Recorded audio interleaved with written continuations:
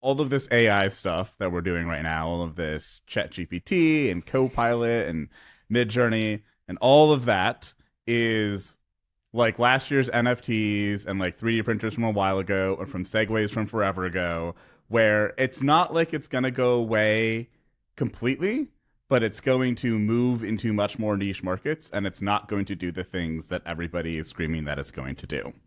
Like 3D printers are a great example. 3D printers are wonderful. They're amazing. People use them all over the place. But like a decade ago, people are like, every single college kid's gonna have one of these in their dorm room, and they're gonna be 3D printing every single thing that they need. And it was just like, no. And like last year, we were all doing with NFTs, and it was like NFTs are gonna revolutionize how every single thing works. And it's like, no. So I think AI is in that same hype train, movement at the moment. And I mean, I personally be very happy when it kind of moves on and we can get to like the place where we're using the AI in very useful places. But yeah, I think that, everybody that's like, we're so much closer to artificial general intelligence and all this other stuff because we have these large language models. It's just like, no, it's gonna die down.